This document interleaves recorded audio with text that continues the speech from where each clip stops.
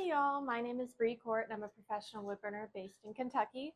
I've been woodburning for just over 10 years now, so I do have quite a few tips and tricks to share with y'all. The number one question that I get is how do I create realistic fur texture?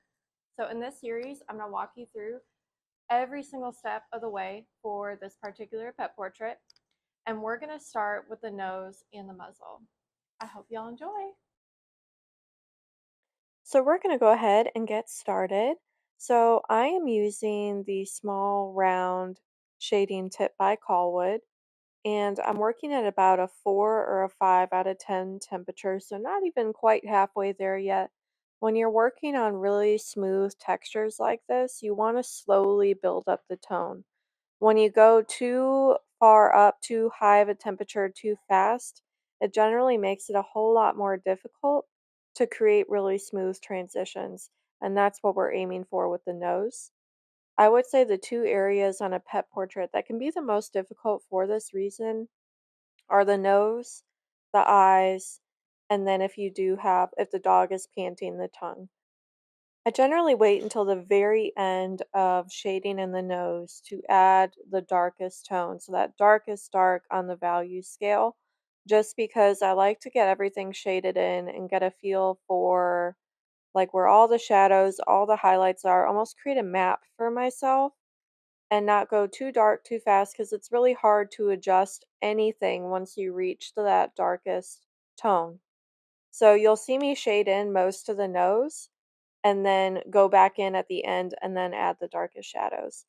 And the shading technique I use is either I use a really tiny kind of motion that goes back and forth really quickly, where you can kind of see I'm working in pulling out those tones to create a smooth transition, or I create a more circular motion. When you are shading and trying to create a smooth transition, you want to make sure that the pen is constantly moving, because the second you leave the pen a little bit too long in one area, it can either create like a dimple, which is a little divot that you're trying to avoid, or it won't make for a really smooth transition because it almost sticks to the wood if you keep it in the same spot for too long. So you can see that I never leave it completely like at rest in one place on the nose. It's always constant motion. If you are working at a higher temperature and trying to create a smooth transition, I generally have the pen moving before I even lay it down on the wood.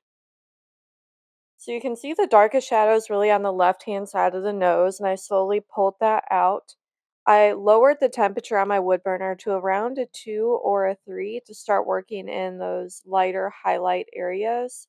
I'm kind of marking in the really defining shadows and slowly going back in and accentuating and kind of defining and perfecting those shadows.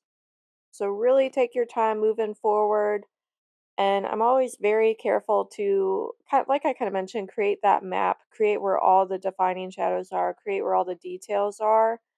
And I do not touch any of the white areas where I know the brightest highlight is. You can always go back in and add some colored pencil or a different medium if you lose the highlights, but I try to keep it just for myself to keep it at just the wood burning. Only one or two pieces I've added some colored pencil, and it does accentuate it and it can create a really unique look. But for the most part, I try to let the wood burning speak for itself. I'm still maintaining that really quick back and forth motion, constant motion. Like I mentioned before, I never leave it in just one place. And I'm building up those shadows, the midtones, and still leaving those highlights until I add just a tiny bit of texture to them. When you look at a wood burning, you'll notice that anywhere that you burned, whether it's very textural, whether it's a smooth transition, does have a very kind of shiny aspect to it. It does have a shine or a gleam to it. And if you do leave one aspect of the wood burning, like a highlight, completely alone, it will have a matte look to it. So what I like to do, like on the brightest highlight on the nose, is just quickly go over it, adding very little to no tone. So it will have that gleam like the rest of the wood burning will, but it won't have very much tone, if any at all. Even quickly Running your wood burner over the highlights and adding that gleam will tie everything together and make it look like you paid attention to all the detail, even when it comes to the highlights. I also try to avoid creating any very hard edges in my wood burnings. I try to smooth everything out. So even when I start adding the fur on the edge of the nose, I'll try to feather that out and smooth out that hard edge that's on the left. And you can see that I'm smoothing out the edges along the sides of the nostrils as well because it's not a hard line and the shadow does kind of feather out a bit. I do that with any edge in any portrait. I'm still using that back and forth motion, going around and rendering out the midtones and the shadows a bit more.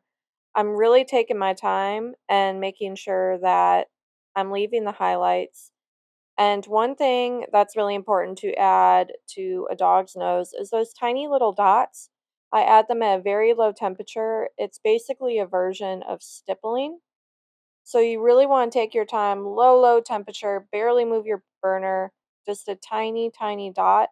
And in the darker areas, you can create the darker dots to match whatever tone or shadow that they're in. And when you start moving to the highlighted areas, they're much, much lighter to the point they're almost not visible.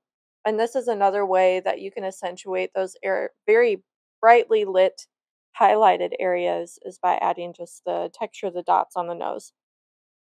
And even going underneath the nose, you can add just a few dots there as well. And now I'm going in, I'm starting some of that very short fur that goes right around the nose. I would say on most dog breeds that it starts out very dark, leading away from the nose, because that's generally a shadow right there, because it's going from in to out. On this dog, it actually had quite a bit of black hair coming from directly by the nose. And I'm using the same shading tip, just slowly building that out. I'm using the very tip of it, the top of it. So I have it angled upwards to create more of a softer kind of fur effect. I don't want it on the what I call the razor's edge or the very edge of it to create coarse fur. If you use the very tip of it in a flat manner, it will create a softer looking fur texture, which is what we want going right around the nose and up the muzzle.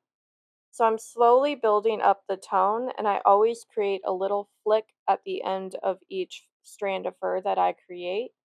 And kind of what I mentioned before with the highlighted area, just going over it really quick to create more of a shine, a little bit more of a texture. You want texture over every aspect of your pet portrait. So in those areas, it is a bright white in the photo, so I'm just running it over really quick to create that texture, to create that dimension, and then go back in and continue to add layers.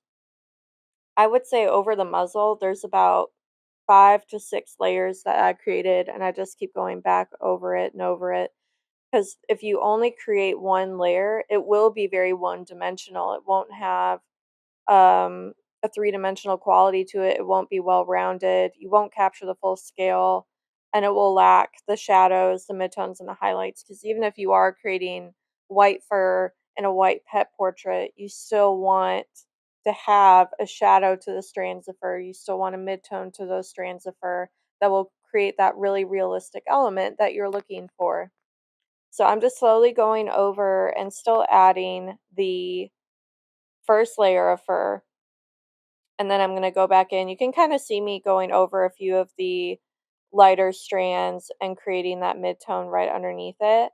I apologize, y'all. I went off the edge of the frame a bit there. But now I'm going on the underside of the lip, which is going to have a much darker shadow than the top. So I'm going to go back and forth, up and down, kind of allowing the fur to look like it's overlapping the bottom, which means I'm leaving a couple strands of the lighter fur going over top, and now I'm using a X-Acto blade to further accentuate that. Now I'm just going in, adding some of the darker tones. There's a lot of black strands of fur kind of mixed into the muzzle area that I'm slowly going to be building up, and then I'm further accentuating the shadow right underneath the lip and towards the front of the mouth. That's all in a full highlight, so I'm not touching that too much. And now I'm adding more horizontal strands of fur to show the top of the muzzle, which is generally very flat. And those are more horizontal lines that then curve as they go and further down on the muzzle. I am using what I call the razor's edge right there to create that more coarse look for the strands of fur. And you'll notice that all the strands around the muzzle, whether it's on top, towards the bottom, underneath, on most dog breeds, they're very short. So I'm really keeping in mind not only fur direction, which is extremely important in pet portraiture, but also the fur length and the tone, shadows, highlights. So it does take a while to develop an eye for fur direction. It definitely took me a long time. So the reason I create what I call maps, or kind of lightly marking which direction all the different sections of fur are going in, is to give me a really good basis to build off of. If I know in advance what direction all of the fur is going in, then I can focus on adding the different lengths of fur, the different textures, the different colors and tones and values, and build off of that and build all of my layers off of that. So all it takes is like a really light beginning layer to give you that map, to give you that outline to build and work off of throughout the whole portrait. I'm starting to add some whiskers in here and there. If you're adding in whiskers, you can add just a light shadow at the base of the whiskers, what you see on most dog breeds. And then I'm starting to build up some of the longer fur along the left side of the face is where it starts to get dark. And I'm still making sure I'm focusing on those transitions between the white and the black fur while I build this up. So I've upped the temperature on my wood burner to around a 6 or a 7, and I'm starting to mark in the dark patch of fur on the left side of the face. He has a lot of black markings that go really harsh against the white on his snout. So I'm going to start blending and creating smooth transitions between the strands of fur and building up that darkness. Now, I'm still not going as dark as I plan to. I'm going to be darkening everything at the very end, but just to start marking in all the midtones, some of the darker tones, and really focus on blending at this point and making sure that I have the strong basis of the midtones and the highlights before I really start going in dark like I am here with the nose. At this point, I am adding the darkest shadow to the nose. So while I'm going over the shadows in the nose, I'm also comparing the other dark areas that I created and seeing if I'm using the same darkest value as the darkest value I used in the fur, and kind of comparing that in the piece as a whole and to keep in mind throughout the whole piece to make it really cohesive. There's so many different sections in this piece that all have midtones. They're a little bit brighter, they have lighter highlights, and then of course you have the areas with the darkest shadows.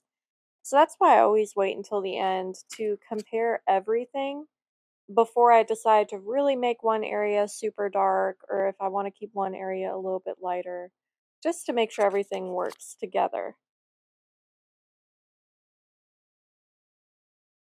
So I went ahead and added a few more details to the muzzle area, but I'm going to hold off on the final touches until the very end.